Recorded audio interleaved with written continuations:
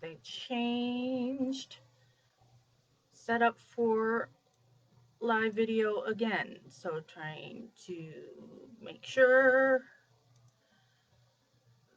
that this is working properly. Let's see, can I post this link in here? Nope. Mm. So,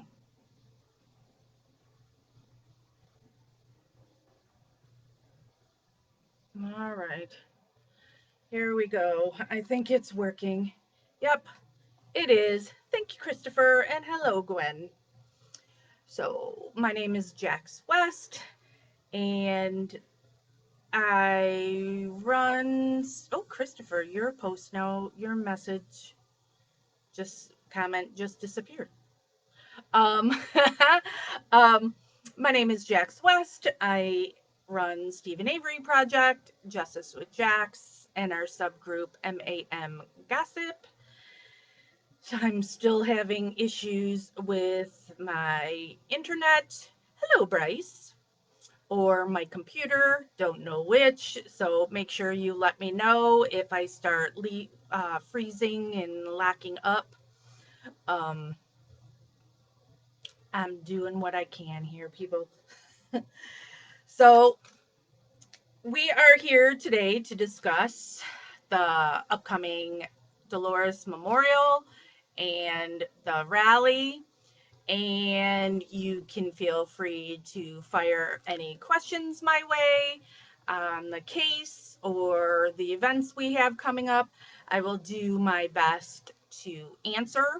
I am not all knowledgeable on everything on the case, but I tell you what I know. Let me start out. Yeah, I know you will, Bryce. Um, Talking about the events that we have coming up later this month. So, Dolores's birthday is August 20th, which is a Friday. So, we have scheduled a memorial for Dolores that will be at Waupun Correctional, where Stephen Avery is. And it is going to be at 8 p.m. Central Time. And it is currently 1 p.m. Central Time. So that's how you can try and figure it out. Christopher, who makes all of our events for all the pages, has an event scheduled, so you can click that to be reminded of when anything is. But so we will have the memorial from 8 to 9. Oh, your first live, Lori. Well, welcome. And so I called it a candlelight vigil. You can call it a candlelight memorial, whatever you want to call it. But it is just something so we remember Dolores on her birthday, the first birthday since her passing. I wasn't sure about doing candles and, um, since we're outside and all of that. So I ordered battery operated tea lights that my husband then painted purple. Purple is Dolores's favorite color. And so I don't know if you can tell on the on the video, but it kind of flickers a little like a flame would look. So I've got, I think it's 50 of these. Not sure how many people will show up, and I do know that, we're having COVID issues again. That numbers are on the rise. So, and that so many supporters are from all around the world, so it's not as easy for them to get to Wisconsin. But I ordered 50 of these. So these will be passed out to the people who attend the memorial to hold. If you are coming to the memorial and you want to bring your own candle or whatever for the memorial, please do. I just wanted to make sure that we had something. So we've got these tea lights. And then I'm asking people who attend to bring flowers. And what we'll do is we'll make a little memorial there for Dolores with flowers. And if anybody brings a candle that they want to set there or whatever. So we'll have so we'll set up this little display and then we'll also leave it there. Now I understand that the prison or the town or whatever will end up throwing it all away. But so feel free if you are coming to bring flowers that you'll be able to hold during the vigil and also leave for this little makeshift memorial we're setting up. We have had somebody who is a longtime supporter of Stevens. They donated money to buy a nice flower arrangement for Dolores, and this person wants to remain anonymous. And it's a good thing that they said that because I totally would have given them a shout out and props for what they're doing. So I will be um, going to a florist and I'll order something that will be nice. And I'm thinking of using, I don't know much about this flower, um, so I don't know about its availability or whatnot. But so Stephen had told me that Dolores's favorite color was purple. And then in looking up, um, how different flowers represent different things. Well, there's a flower called the forget me not, which represents dementia. And there are blue ones, and then there are also purple ones. So I was thinking if I could um, get purple forget me nots in the arrangement. So, and then the person who donated the money asked if Stephen had a favorite flower because they would love then Stephen's flower to be incorporated in it too. I have not spoken to Stephen in 3 weeks, I think. Um, so but if I do hear from him, I'll before the 20th, I'll absolutely ask him if he does have a favorite flower and include that. Um, so that's what we have planned for that. Let me see. Candlelight vigil. So I made a tentative schedule for the weekend that we will be there. So on Friday the 20th, people who are staying there for the weekend, check in at hotel is at 3 o'clock. So I'm planning on getting there at 3 o'clock. And then I thought we would do a meet and greet from 5 to 6 at the hotel. And I know that there are guilters that are like making fun of saying meet and greet. It's just so supporters, when you're all there together, you can meet and talk to one another, that it's not just everybody meeting at the prison. So we would do a meet and greet from 5 to 6. Then we would do dinner if anybody wanted to go get dinner together from 6:30 to 7:30, and then the vigil would be from 8 to 9. The hotel that we're staying at is the American by Wyndham, which is 204 Shaler Drive in Waupun. It's literally within 10 minutes from the prison. And we do have a block of rooms that were reserved for our group, and it is under the name of the West Party, the West Block, however you want to put it. If but they were only holding them until a certain date. Christopher is the one that made these arrangements, and I don't remember them all. And then also the cost of the room was going to be increasing. So um, book your room at American if you would like to be at the hotel with us, or there's other places in the area. You don't have to stay in Waupun. There's plenty of other places that are nearby. Just last year when we went, we were at a hotel that was like 20 minutes or so from the prison. And so I'm like, okay, this year I just want to be right by the prison and make it easy on myself. So if you wanted to take part with, so like on Saturday, in the schedule I have put, pool time, that we could hang out in the pool for a little bit. You obviously have to be staying at the American to be able to go to the pool. So so that will be an American only event. So candlelight vigil, I want people who are attending, when we will be live for the memorial, and I ask for the people who are attending to say a few words, whatever you would like to say about Dolores. And so that's what we'll do. The vigil is scheduled for an hour. It doesn't mean it's going to last a whole hour, uh, but we'll go live. And then for those of you who aren't able to attend, Christopher will have a thread that is made here on Stephen Avery Project where you all can post your thoughts for Dolores. We also started a public Facebook group or page, I don't know which it is on Facebook, for Dolores, that is just titled RIP Dolores Avery. You do have to request to join and be accepted.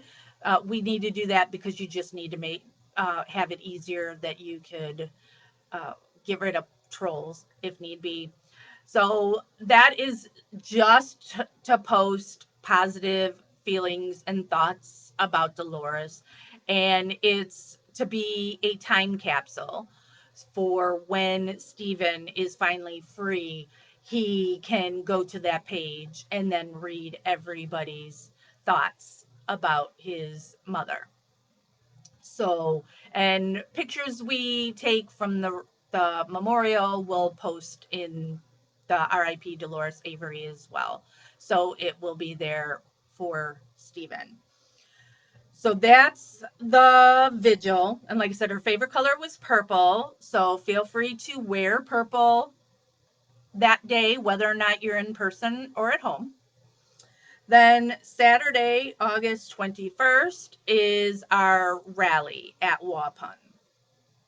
We will probably do breakfast in the morning. Those of us that is at our hotel, because the hotel includes that, typical free continental breakfast thing. And then the rally will be from 1 to 3 p.m. So the time that this live started is the time that the rally would start on Saturday, the 21st. I try to at all times to keep every live event that I do, except for when it's an evening event, to be at 1 p.m. Central Time, to try and make it easier for people all around the world to find us. So it is scheduled from 1 to 3, but again, it might not last the full 2 hours.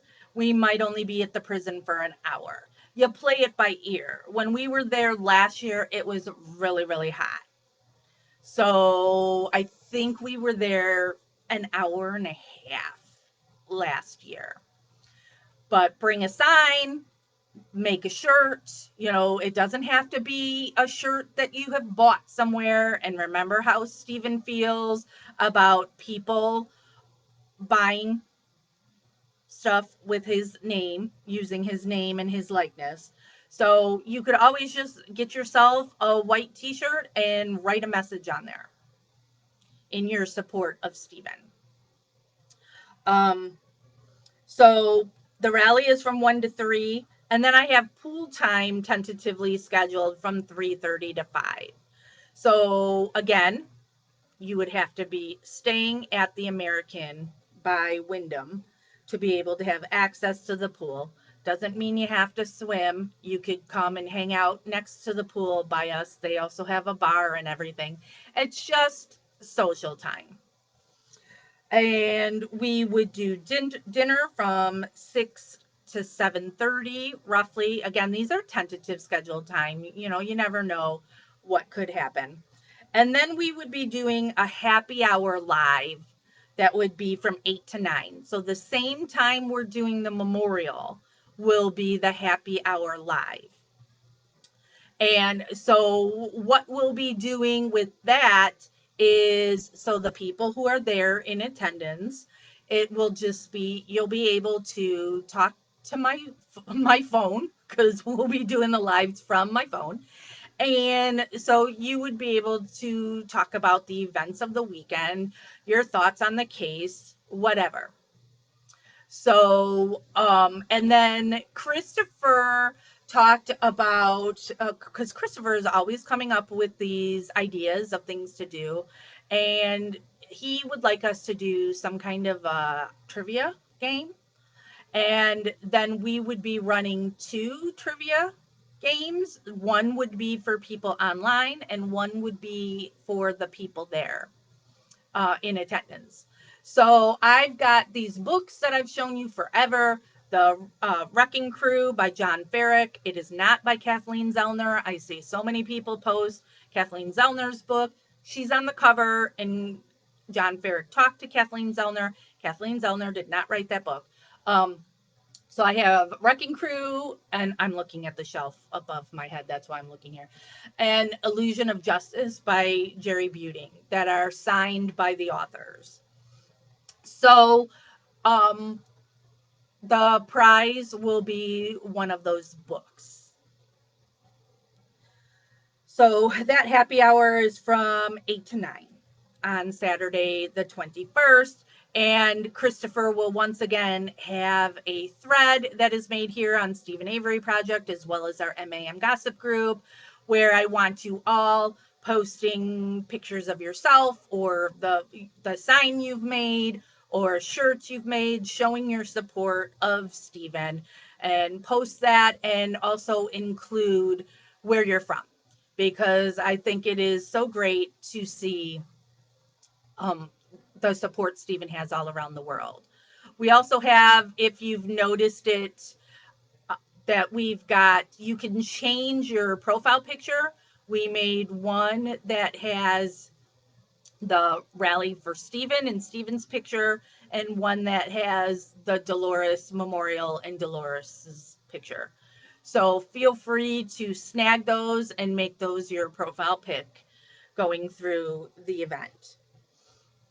So, and if you have any suggestions, ideas for things to do during either the memorial or the rally, feel free to send it our way. You can message us here on Stephen Avery Project, or you can email us at officialstephenaveryproject@gmail.com.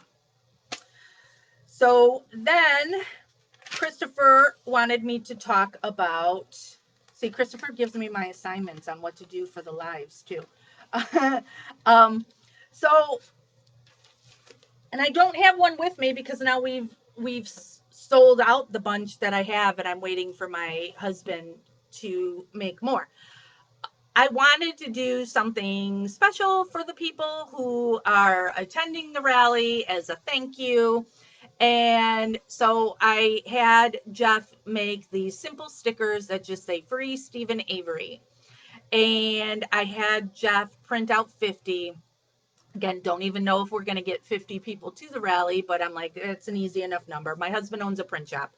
Um, so, and then Christopher posted a picture of the sticker, and that we'll be giving them away to people at the rally. And then that got people asking about, well, I can't make the rally, but I would like a sticker. And it's something that I'm always very uncomfortable with,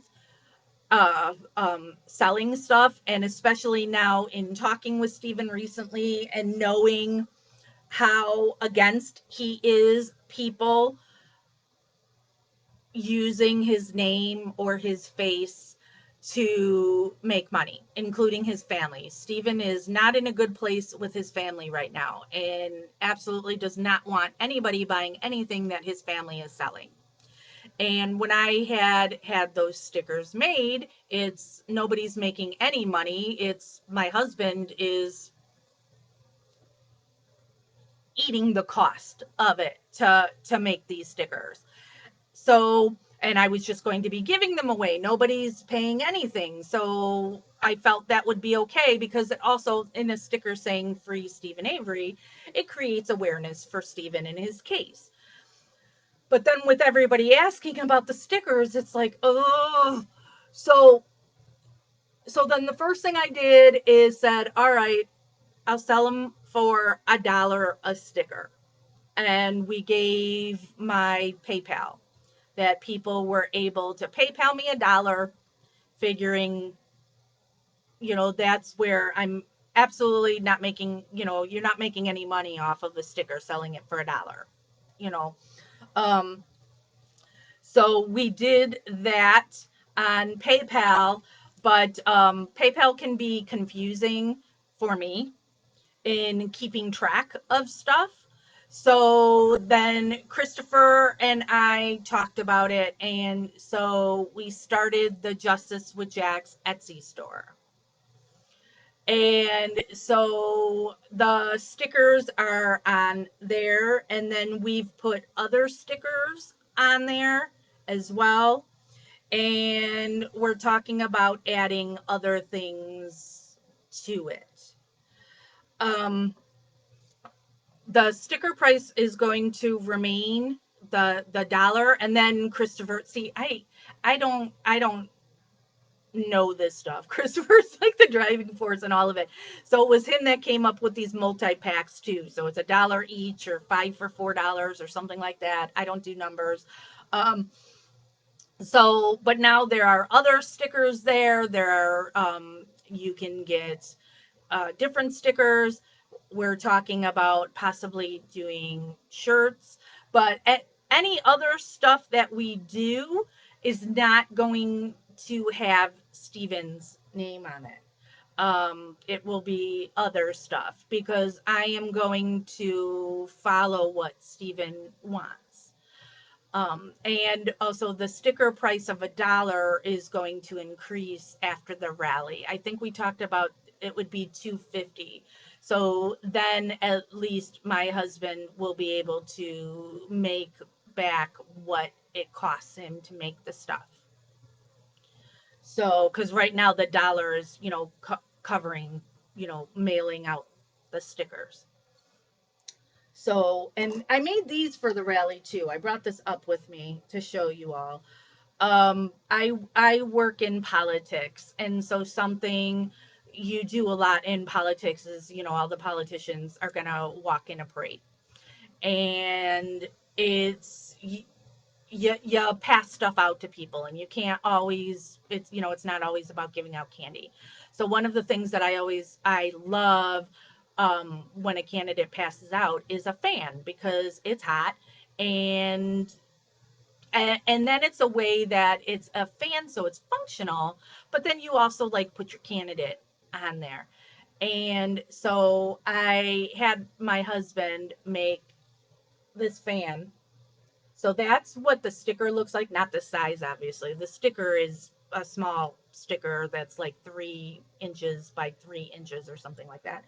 Um, so it has free Stephen Avery on the one side, and then the little logo that we made.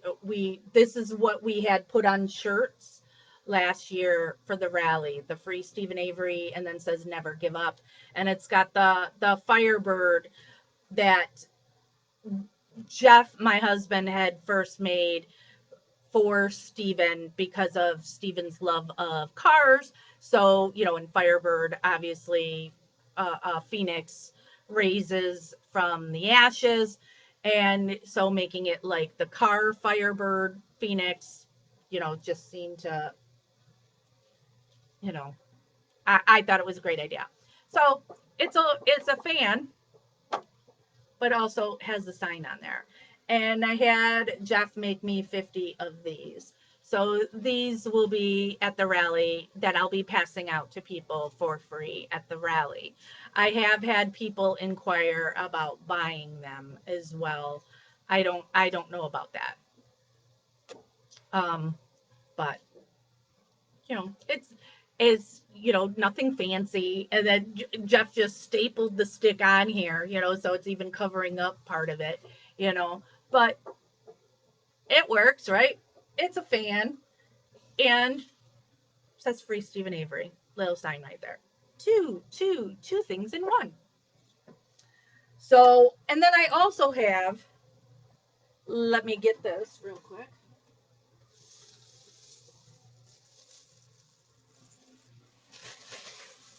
Last year at the rally that we had was um, in the, you know, really bad COVID time. And as I said, numbers are going up and mask mandates are coming back down again. So I do have masks still left over from last year. So I will be bringing these to the rally. Um, does have the date and time of last year's rally on them. So, but if you come to the rally this year and want a mask, hit me up. I think I have 28 of them left. It says Rally for Stephen on the top of the mask. And they've just been sitting here. And they're double, I have a friend who made masks that she would donate them to frontline workers. And so I would buy her fabric and donate it, and she would make it and give it to the frontline workers. So then I bought this fabric and had her make me the masks, and then my husband printed the thing on there. So we'll have those there as well. Oops, my thing was scrolled down, so people were commenting and I didn't see it. Um,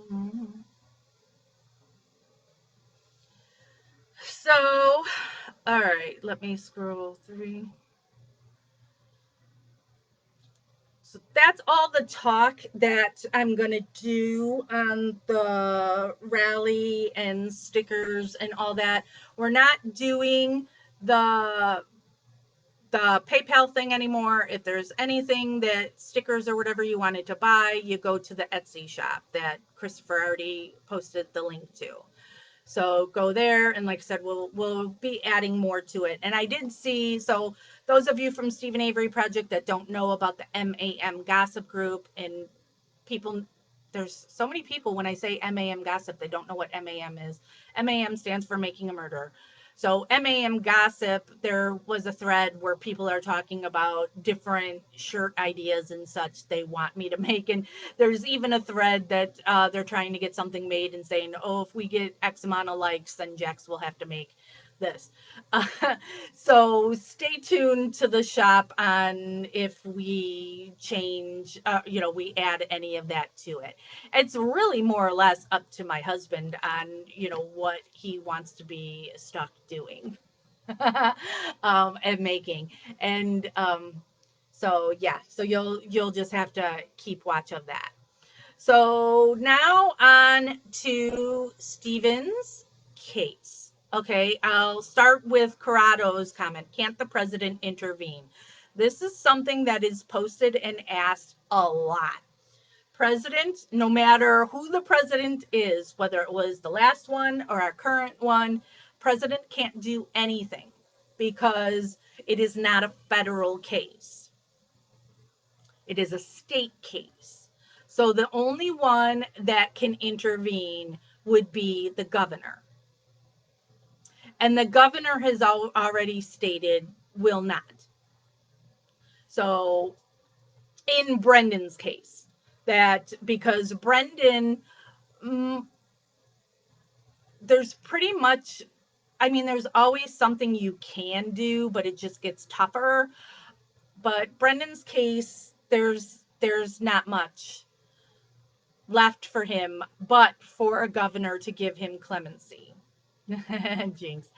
Um, so, but the governor has already stated that the rules are you have to have completed X amount of time of your sentence to be considered, and Brendan hasn't completed that.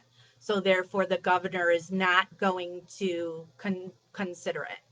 And in my opinion, the people who are harassing the governor daily with tweets and signs and all that, you're wasting your time and doing more harm than good.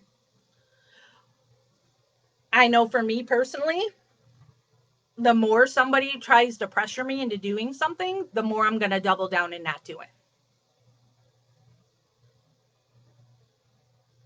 And I have always been advised by all the different lawyers in the case through the years that I have talked to them to not do anything to the judges or the governor because they do not want anything to be taken out on the case by something that a supporter does in targeting them. So this putting up signs and tweeting every day at the governor, um, you're hurting Brendan, not helping him.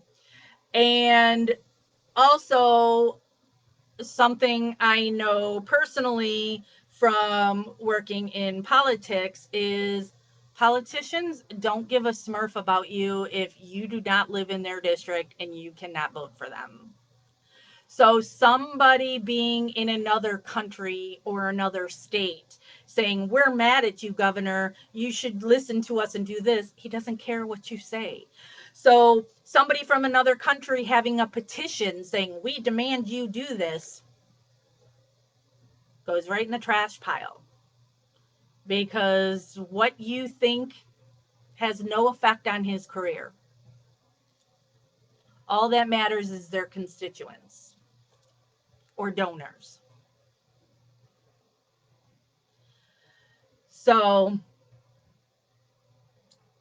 we're not on Stephen Avery Project and MAM Gossip. We're not people who, I don't promote any of the petitions or the money making schemes for signs, um, or, but you do what you want. I just know it's not doing any good. Look at Making a Murderer and how big that Netflix documentary, both part one and part two, how big that is and went everywhere. Yet Stephen and Brendan are still in prison. So somebody having people sign a petition saying, we think you're a big meanie and you need to release them, it's not going to do anything. So, but I do know, at least from Stephen, he wants his case out there and he doesn't want to be forgotten about. So, in that respect, doing a billboard for Brendan or Stephen, I know Stephen would like that people are going to see a sign with him, but targeting the governor, no.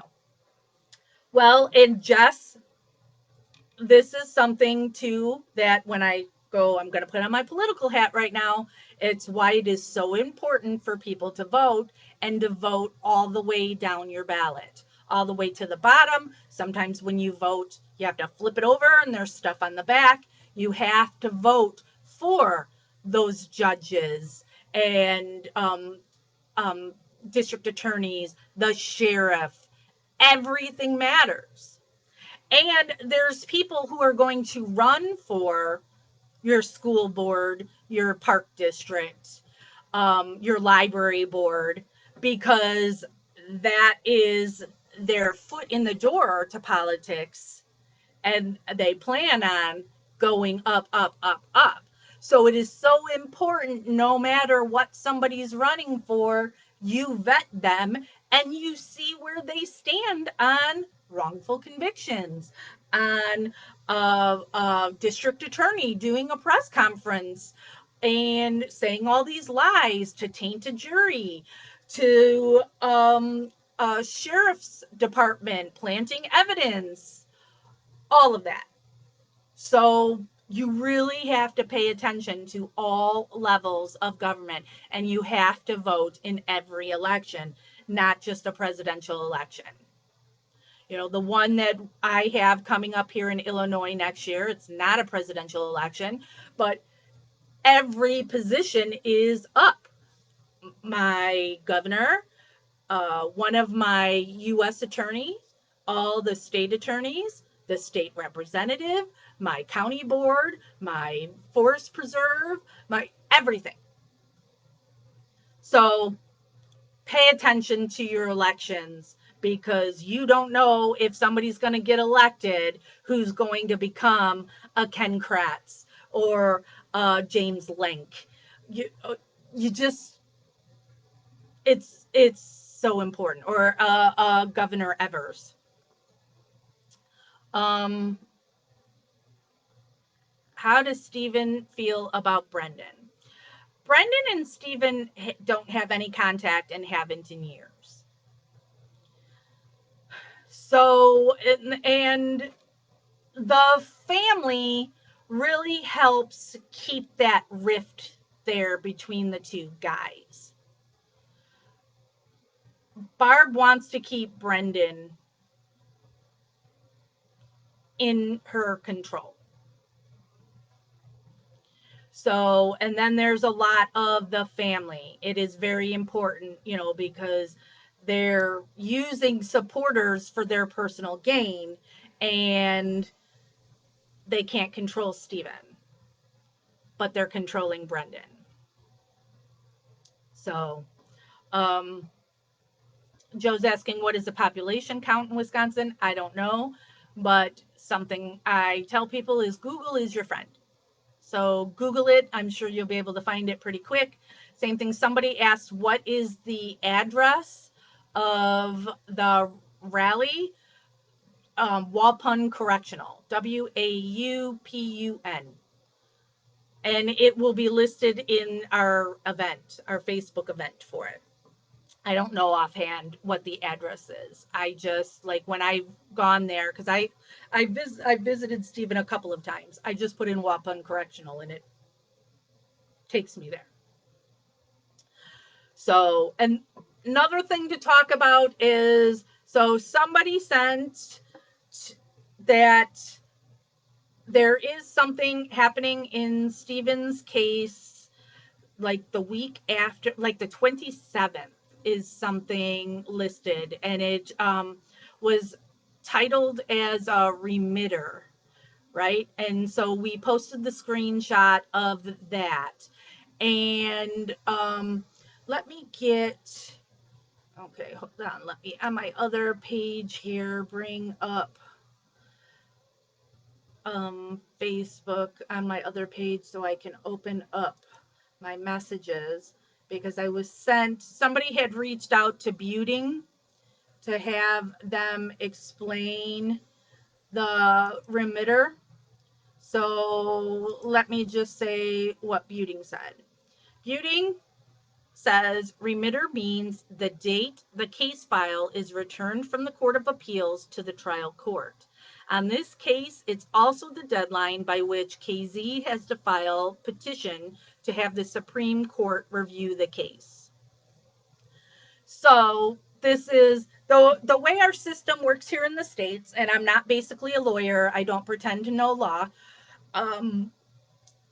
When you're when you file something and here's this new evidence you have to go all the steps on that one, and it has to run its full course, and you have to get the final denial, and then you have to start all over again at a back at a lower court.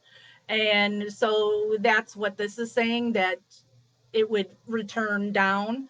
And then also from the denial that the Court of Appeals just did last week, Kathleen has 20 days, I think it was, to file the new petition for the Supreme Court to review, because there's always you're at this court and you don't like what they say, so then you go to that court, and then they say no, and now you go to that court, so it's having somebody else check the court before them's work.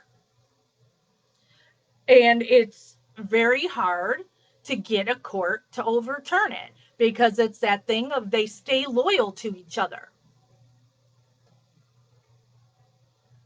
So person at the bottom is corrupt and does this and prosecutes an innocent person, and now everybody else holds that up. So that's why it's, as Kathleen has said, it typically takes 15 years to overturn a wrongful conviction. 15 years when she takes a case. I always have to make sure people remember that, because Kathleen only took the case in January of 2016. So we're nowhere near 15 years that she's been on the case. And it doesn't mean she's done something wrong. It doesn't mean she's not doing her job. It doesn't mean that she wants out. It's just the horrible way our system is here in the States, that the courts, so now you're hearing that Kathleen's got 20 days to file a petition, but when a petition is sent to the court, judge doesn't have a limit. They can take as long as they want on things and drag it out for years. So it's okay to put these people away who are innocent, and you claim you care about justice, but you're not going to do anything in a timely manner to review the case when you know there's corruption everywhere. It's just fact.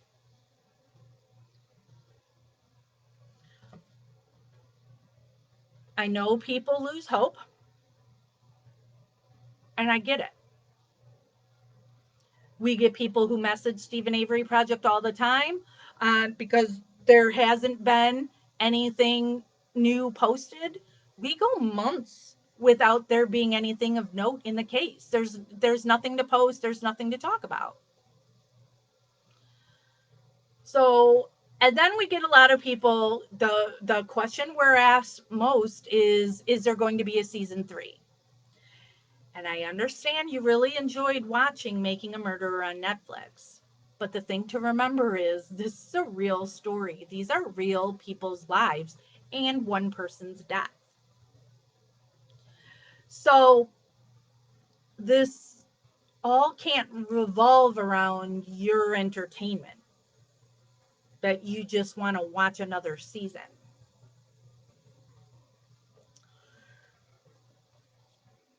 When there is something significant that happens, if Stephen were to get an evidentiary hearing or a new trial or released, absolutely the documentarians would be there filming.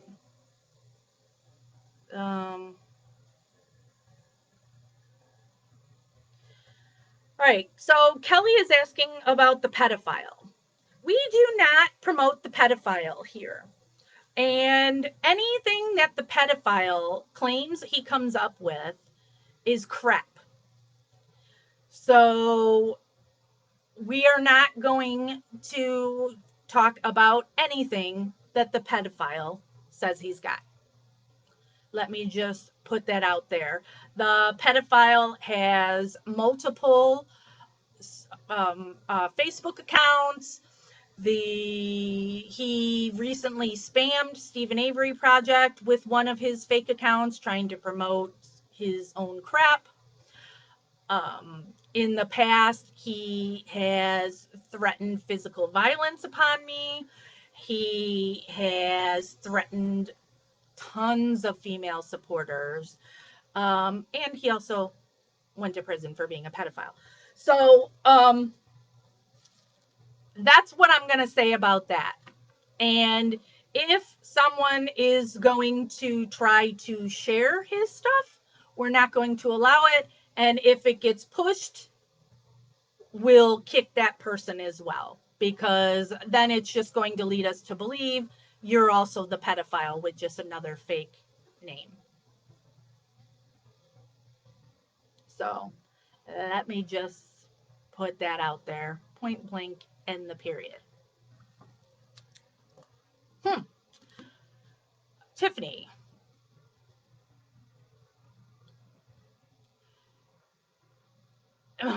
Tiffany is asking, is there not somebody to go over the head of the governor if he is corrupt as well? There absolutely is. We had that here in Illinois.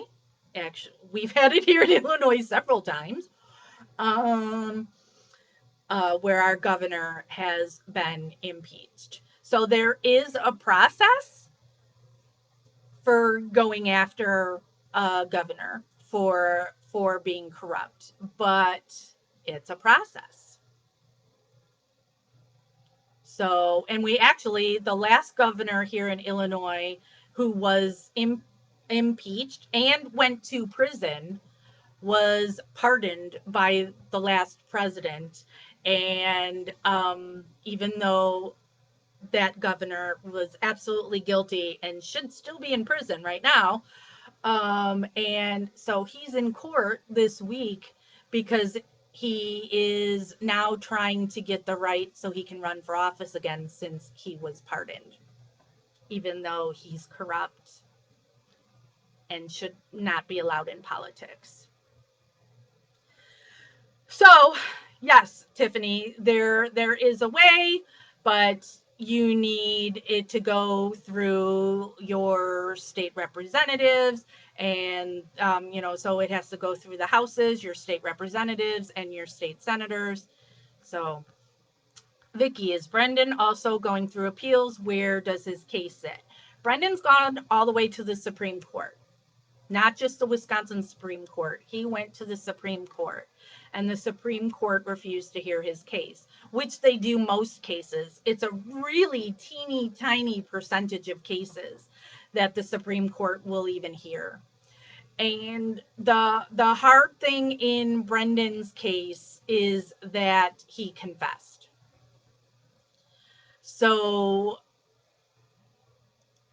we know it was a coerced confession, false confession, that Brendan was just guessing, which is something one of the members of MAM Gossip had suggested last year when we were coming up with shirts that we were making for the rally. So the MAM Gossip shirt actually includes that line because I just thought it was a brilliant line that says, guessing is not confessing. So if you watch Brendan's complete interrogation by Tweedledee and Tweedledum, okay, Brendan, be honest. What did you do to her head? Punched her, cut her hair, cut her throat. He's just guessing. He's just throwing things out there. And he's not saying what the idiots want him to. So eventually one of them says, all right, I'm just going to come out and ask, who shot her in the head? And that right there should have completely blown that up, because you needed Brendan to say that of his own free will. Because prior to that, there was no gun allegedly used in this case. It's when they now found the magic bullet months and months later that everything in the garage has dust on it but the magic bullet. And the magic bullet has red paint on it. You needed Brendan to say, we shot her in the head, but he doesn't know. He's guessing. And since Brendan is not a violent person, punched her, cut her hair, cut her throat. He's not thinking of shooting.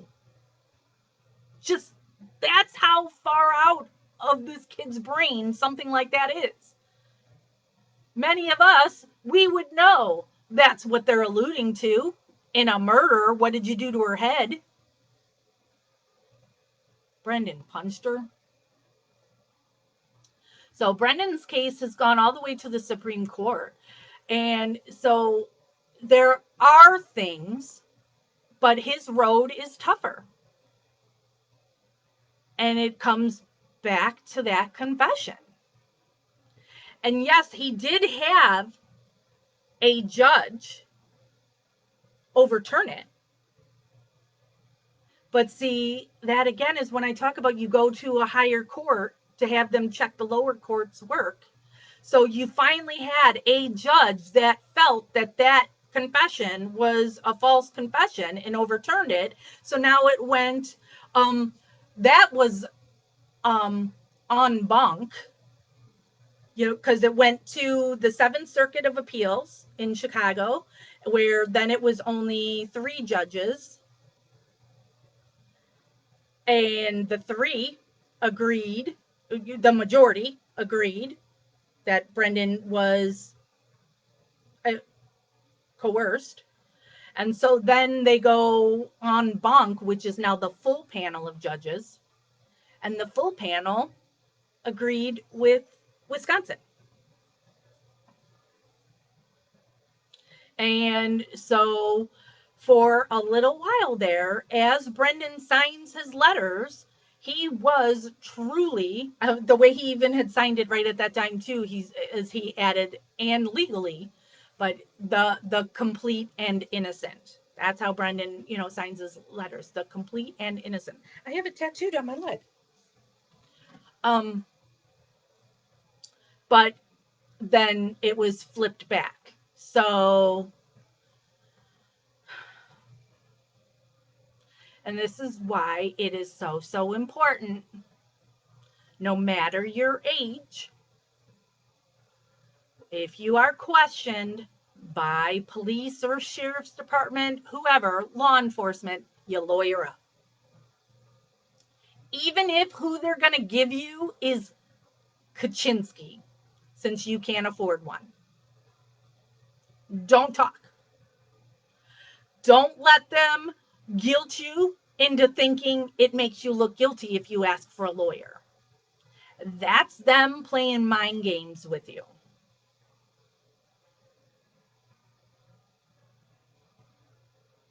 Protect yourself. Lawyer up. It is legal to take a minor out of school without parents' knowledge or consent and question them. I thought it was completely illegal to do that until I saw Making a Murderer. You're a minor. All right, Sky.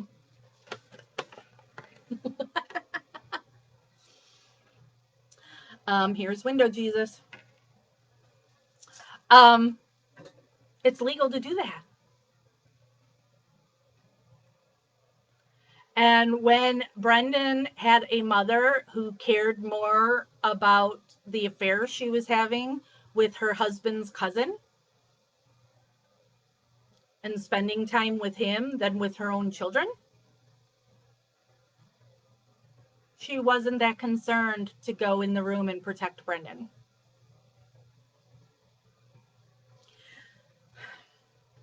This was a discussion I had with Brendan's attorney, Laura Nyrider. And I completely agree with her that it should not be that a parent must be present. It should be an attorney. And here's why. And I use myself as the example for that, for this one. My son is 27, all right? But when he was young, if he was being interrogated by the police department and I'm in the room with him and they're accusing my son of something I know he didn't do, I'm going to lose my ever loving mind. And I have a very vulgar mouth. I can be very passive aggressive, or right out aggressive. And I say stupid smurf. I can say, there's times it's word vomit. There are times when I say things that even as it's coming out of my mouth, I'll go, woo, that is mean. I can't believe I just said that. Rah. And so if you are saying something about my son, so it's probably not in my son's best interest if he is being looked at for something illegal if I'm in that room. Because again, I don't pretend to be a lawyer. I don't pretend like I know better than Kathleen Zellner. He needs a lawyer in the room with him. Whether or not it's a Kaczynski lawyer, it's gonna be better than what I'm gonna end up doing. Cause I would not be a good representative for my son. So I think Laura Nyrider is absolutely correct in that it should not be a parent in the room with the minor. It should be an attorney. And I realize that all parents are like me. I'm to the extreme. I'm sure there are plenty of parents who would be able to keep their mouth shut. But I still think it is better if it is an attorney in the room during an interrogation. Um, Bobby is the real killer. I agree with you, Cody. The evidence, in my opinion, all points to Bobby Dassey with an assist from Scott Taddock. It just is what it is. Why? What motive does Stephen have? What opportunity does Stephen have? You have his phone records. You've listened to the phone calls. You heard him on the phone with Jody at the time that allegedly, according to Kratz, he's like stoking bones in a fire. When his and this was a question I asked Stephen, um, because I'm like, why aren't people talking about this? So he's supposed to be outside with the fire. I'm like, Steven, would your cordless phone, because he was on his house phone, he was not on a cell phone. Um, so do you have reception where the burn pit is behind the garage? And he's like, I didn't have reception in my driveway. So there's no way possible when Steven is talking to Jody, he's stoking the flames. And listen to Steven's voice in that call. Does that sound like somebody who's in the process of raping and murdering and um, dismembering a body?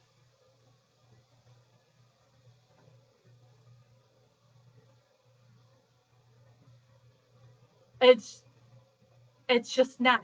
Don't you think that um, Stephen would be annoyed at talking with Jody that she's interrupting? Because don't you think you'd be a little stressed out that you've got to now cover up your crime and you've already talked to Jody how many times that day? So maybe you even wouldn't answer the call because you're kind of busy killing somebody. Heather says, what motive did Bobby have? He is sick. He was obsessed with Teresa Halbach because every time Teresa had been there previously, he would comment to Stephen that Teresa Halbach was there that day. That he's paying attention and noticing when Teresa Halbach is on the property. And then on Bobby's computer has Teresa Halbach's name, has RAV4, and has pictures of women being killed and raped that look like Teresa Halbach. So there is way more showing that Bobby would have a motive than there would Stephen. What is Stephen's motive? You can't listen to the judge that had said, I think you're the worst person I've ever had in my courtroom, and that your crimes are getting progressively worse. What crimes are you referring to, sir? Because he did nothing to Penny Bernstein. He was there when somebody threw a cat in the fire, and he took the blame for it that he did not do. Did he stop a cat being burned? No, he didn't. It's not cool that that happened. But does that mean because he was there when that was done that he murdered somebody? Pete Dassey was there that day. Brendan's father, Pete Dassey, was there. Does that mean Pete Dassey has murdered somebody because he was there when a cat was burned? Stephen broke into a bar and stole sandwiches and a roll of quarters with other people. Again, the peer pressure group thing. Carla Chase regularly stole from stores. His his niece, who calls herself the family spokesperson. Look at her record online. Does that mean Carla Chase has murdered somebody because she stole clothes from a store?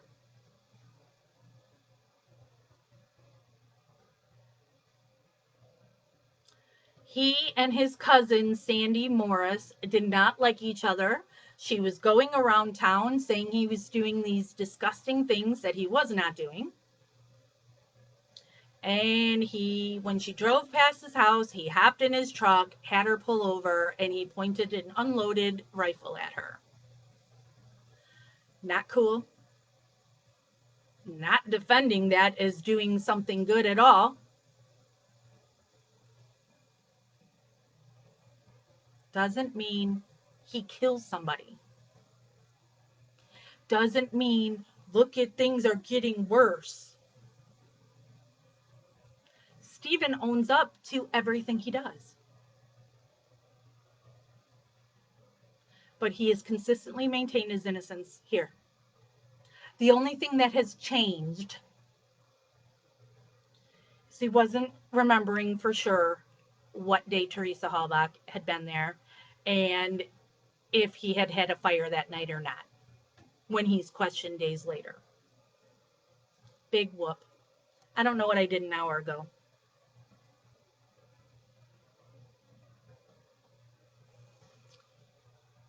Um, Margie, no blood spatter evidence, right?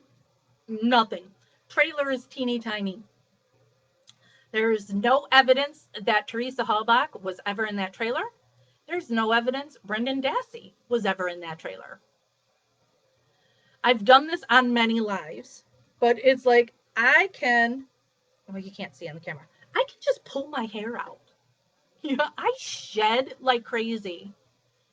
There's none of Teresa's hair in that trailer anywhere. When you have Brendan claiming they cut her hair, no hair. In Brendan's case, both of them allegedly raped Teresa Halbach. No bodily fluids, no sweat DNA. You think maybe when you're raping somebody, you might sweat a little bit? Ask Kratz. Bet you he would know if you rape somebody if you sweat. Nope, no bodily fluids. Nothing.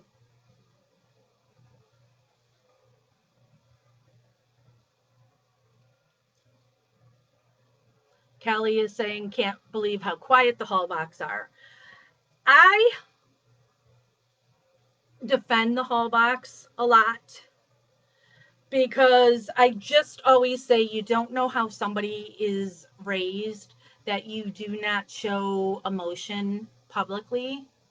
So while to me, you would think there'd be more emotion, but that's me.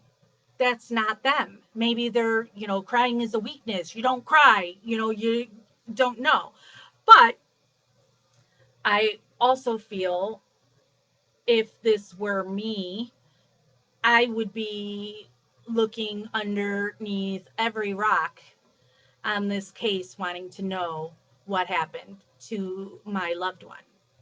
So I do not blame the Halbach family for believing in Manitowoc and Calumet even throughout the trial, the original trial, because when you're white, you've got no reason, if you're somebody who lives according to our laws, to not trust the police. So if the police are going to tell you, here's the evidence, you're believing the police do their job and you're not thinking of the corruption. So I don't even fault them for that, even though I do think that Scott Blodorn, Ryan Hilgas, and Michael Halbach were party to the RAV4, knowing about the RAV4 prior to when it was found at the salvage yard.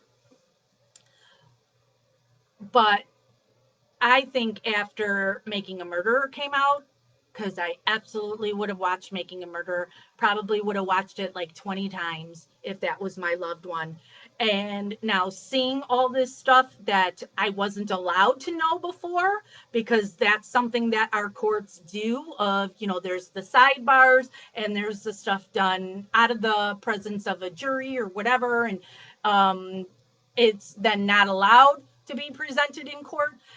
You're not given all the facts. That's why I never care when people say they were found guilty by a jury of their peers. First of all, it's not their peers, never is. Jury doesn't have all the facts. But after watching Making a Murderer, I know what I did, and I'm not related to Teresa Halbach or Stephen Avery. That I then now went about doing so much investigation on it. So if I was family, I absolutely would be looking at that and questioning it, because the bottom line is there should be justice for Teresa Halbach. And no one knows what fully happened. Those bones were never proven to be Teresa Halbach's. So nobody can say she was shot and cut up and burned. You don't know. Nobody knows. All you know for sure is allegedly she wasn't seen after that Halloween. And then all we know is Bobby Dassey has lied about when he saw her and what he saw. And then we know the evidence that was used against Stephen is all planted.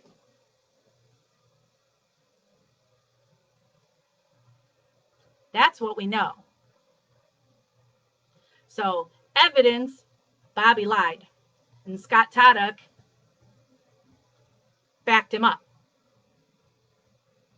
Scott Taddock lied on the stand, said it was a big fire, when he personally told me it was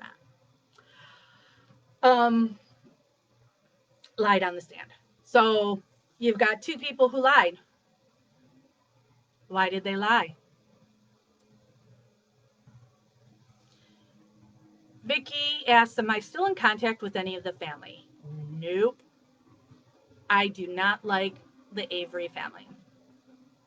I support Stephen's innocence. I support Brendan's innocence. That family has been using this case for personal gain, and that family is helping cover for what truly happened. And by doing that, they're keeping Stephen and Brendan in prison. I do not know how Alan Avery is doing.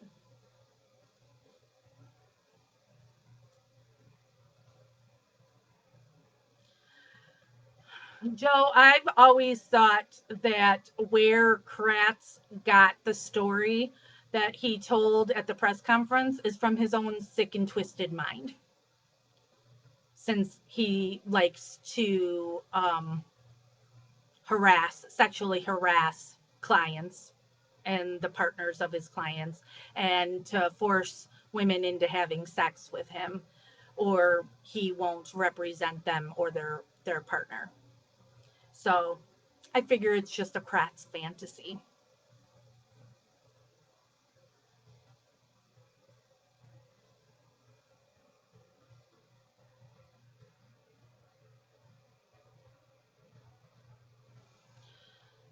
Stevenson, or Annette, is saying it states that Teresa was still alive and in the house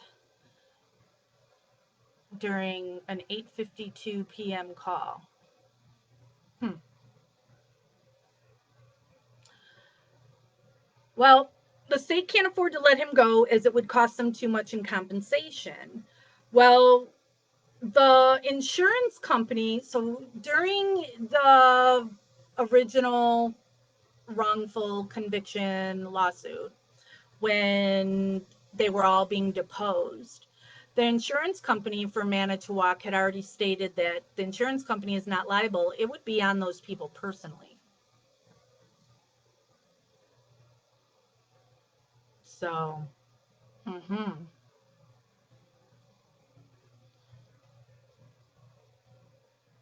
Mary says, has anyone ever thought that someone in Teresa's family had something to do with it?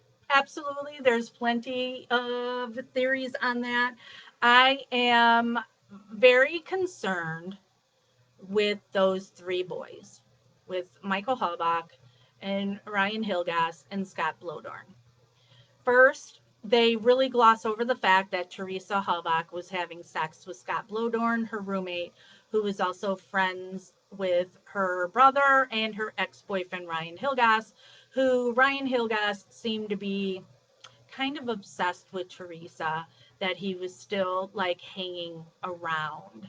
Um, and I have a problem with, and I've got the log when the salvage yard was seized by Manitowoc to search. And so then there's the log that people have to sign in and out when they go on the property. Why were those three guys in and out of Avery Salvage Yard multiple times? Lots of Halbachs were in and out of that property. Why are they there?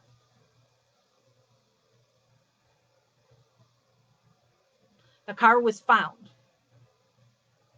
Why are they there? Why are they sometimes signing in and not out? Why are they sometimes signing out and not in? Why are they sometimes using a fake name?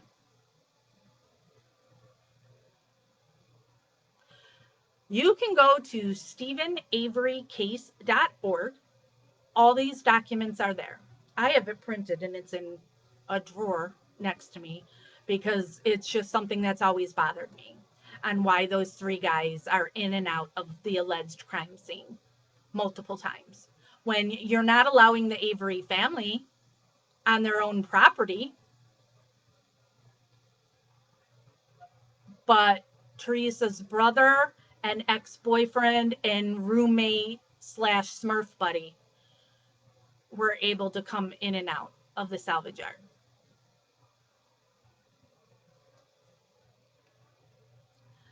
Um, I'm scrolling. Joe, yeah, the trailer must have been forensically clean for there not to be any evidence that anything occurred there if it did. So that's how you know nothing did. Stephen, who talks about he cut his finger and bled into a sink and then didn't clean up the blood on the sink but noticed it's missing. This is the guy that's going to be able to get every little piece of hair, every little skin cell gone in that trailer. Mm-hmm. Yeah. Yeah, Joe, the moment that the brother said the grieving process thing and the way those two guys looked at each other in that press conference, something's not right there.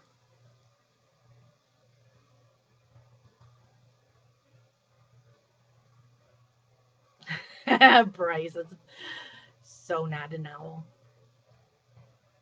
I don't know, Renee, if Steven has a cellmate. I've never asked him. I don't think so.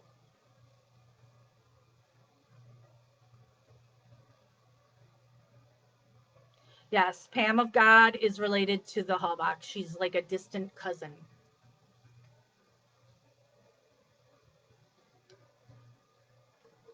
But it just seems so many of the people there are related somehow. There's so many crossing the streams.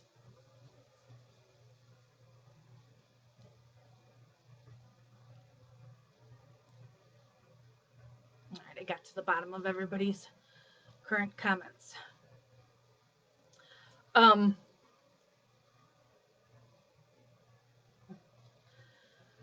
so the 27th, August 27th, I believe, is the date that was listed for this next thing to happen in Stephen's case. So we will, as usual, as soon as something is released, we bring it to you. If you don't see it posted here, send it our way. Because even this thing on Stephen's case with this remitter thing, we didn't find that first. Somebody sent it or posted it in MAM Gossip saying, hey, did anybody see this? And it was like, nope, didn't see it. Thank you. I'll post it on Stephen Avery Project now. So we don't get stuff first all the time. So send it our way. And then if there is a filing that is released, we share that with you. We go live to read it and discuss. Um, so, that, but before that, we've got on the 20th and the 21st is our memorial and our rally. And I will be going live right now. It was scheduled for to do it on Tuesdays. So I wasn't able to go live yesterday because I ended up having a lunch meeting that I had forgotten about. So scheduled to go live Tuesday next week, where we'll talk about any updates from the rally that in our planning or anything going on in the case. Um, I am not from the area, Vicki. I am in a Chicago suburb. I have gone up to Manitowoc, I think 4 different times. That in our subgroup, MAM Gossip, that's where I do the Facebook Lives when we take our field trips to Manitowoc. So you can go into our past videos there where you'll see where, like, the last time I went, I drove Teresa's alleged schedule for the day and we timed it. So you see when I go leave from Teresa's house to go to the Schmitz and I go to the Zippers and I go to the salvage yard, and how long it takes to go from place to place, then how long it takes from the salvage yard to go to Cuss Road. I've also done videos where I've walked the Pam of God path and showed there's no way she's able to find the RAV4 that fast without somebody telling her where to go. I also have a video that shows there's no way the bus driver saw Teresa Halbach that day. Um, we've gone to Teresa's grave and filmed that. So all those videos are in MAM Gossip. And one of the times I went to the Redont deer camp because I really wanted to show you from the deer camp how close through the quarry and it is to the salvage yard, and the Avery family who watch everything I do to try and bust me on everything. Again, going, I'm here fighting so hard, showing that Stephen is innocent, and his family always wants to silence me. Why? Hmm. Um, so the family were watching that video, and so then they contacted Josh Verdant to say that I was trespassing on his property and that he should call the police.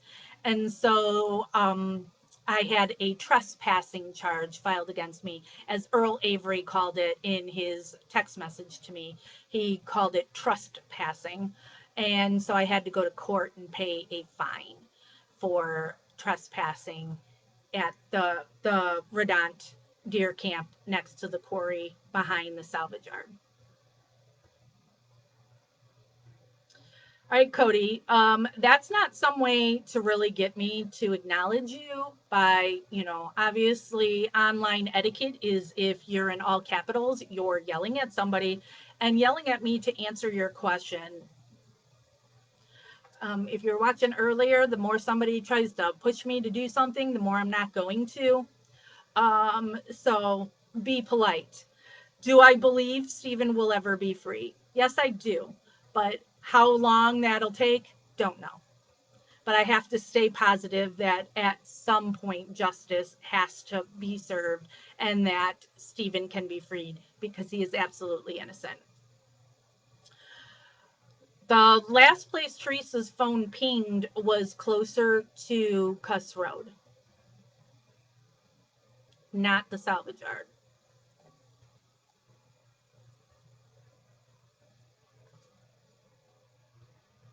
Well, welcome back from your holidays, David. Why does Earl hate Stephen? Earl hates Stephen because Stephen was always the favorite. Stephen is somebody who cares about the salvage yard and cares about the family, and Earl cares about Earl and having money for his toys, his boats, and um, all the stuff he likes to brag about, his multiple houses and whatnot. So, and Earl's just not a good person. If you're a good person, you don't hide a video camera in your bathroom so you can film your daughters and their friends changing into bathing suits. If you're a good person, you don't beat and rape your wife. Just saying. So, Earl is the one who allowed people to search the salvage yard without a warrant. He is the one that tried to hide when police came to talk to him. He has been out in the press multiple times claiming Stephen is guilty. And he was real quick after their mother died to post on social media awful nasty things about Stephen, to really pour salt in the wound after this family has already taken Dolores away from Stephen, to where Stephen had no contact with his mother for almost the last year of her life because they were hiding her from him.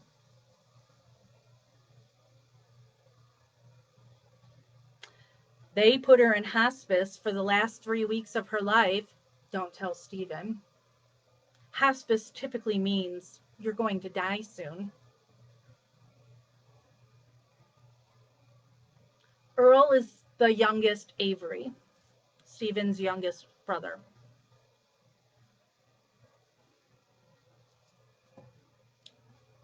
Stephen's family, other than his mother and his father, has done him wrong.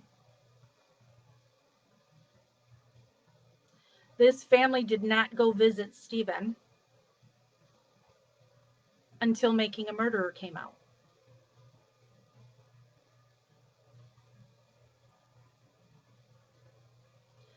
Polly, for Bobby's car to be put through the car crusher would had to have been done by Earl and or Chuck. Bobby doesn't know how to use the car crusher, nor would he be allowed to use that himself. Stephen already had problems with Bobby at the salvage yard because he was stealing car parts and selling them to make money for himself, as well as selling pot out of the pit. So for Bobby's Blazer to get crushed shortly after Teresa Halbach goes missing. What was it, the next week? It's absolutely done by Chuck and or Earl.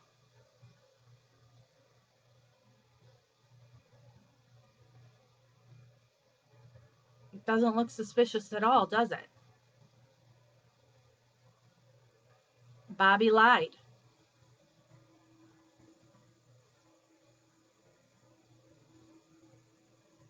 Scott Tata covered for him.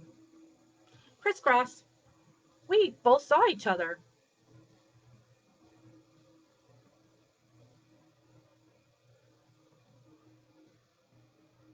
Barb is younger than Stephen.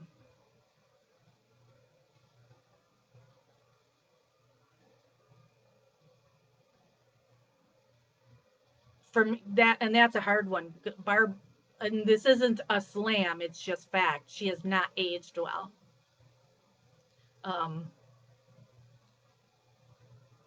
but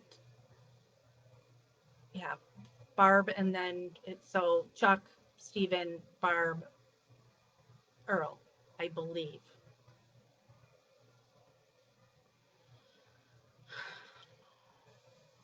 All right, we're gonna bring this one to a close because been on here for an hour and a half now. I will be live Tuesday next week at 1 p.m. Central. David. Um, unless something is to pop up that I go live quicker. We've got the events for our memorial and our rally. So if you can attend, please do. Stephen really wants people to attend. Will Stephen be able to see or hear it? We don't know. But that's the hope. That was the thought behind having it at the prison. That maybe there's a chance that Stephen can at least catch a glimpse of people are outside supporting his innocence. So, and if you want a sticker, we've got the Etsy thing. Polly, can you help me with the timeline? Scott said he went to see his mom and then went hunting. So why did Barb say she was going with Scott to see his mom? Because they went twice, allegedly. So Scott was there during the day, then leaves, goes hunting, and picks Barb up when she gets off of work, and then they go back. And so this is the mom that Scott previously assaulted. And now he's going to claim he cares so much that he's going to go see her twice in one day. Hmm.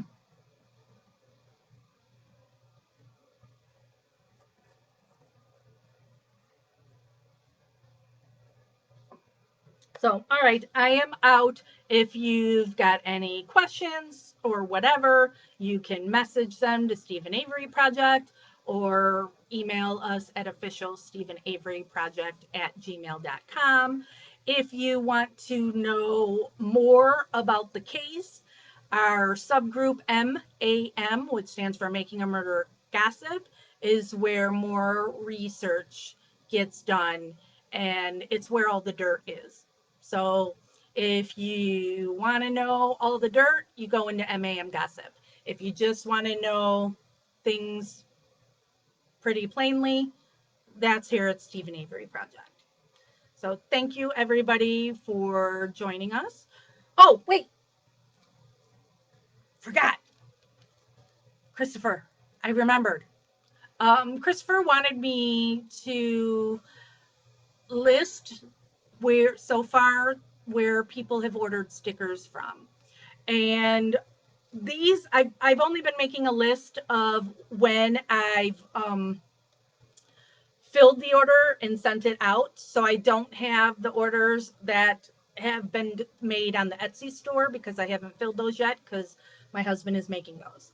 But Christopher thought it would be neat to for me to tell, list where around the world stickers have been ordered from. So there's Denmark, UK, Germany, Washington, Arizona, Pennsylvania, Michigan, Sweden, Canada, Wisconsin, Indiana, Michigan, Tennessee, South Carolina, and Pennsylvania. Those are the ones that I shipped out yesterday. And there's been a whole bunch of more orders, like I said, and I haven't looked at those and I don't know. So I don't know where they're all from. And Jesse's asking me, this had my first husband's name. And when we got divorced, I told my tattoo artist to just exit off. So that's what that is. I'm now remarried, but so that's my first, because like this finger is my son's name, and this finger is, I guess you'd say, my baby daddy name. And I've exited off because we're not married any longer. So I'm just like, um, so all right, I'm officially out. Thank you, everybody. And as usual, investigation continues. Thank you for supporting Stephen Avery's innocence. Never give up.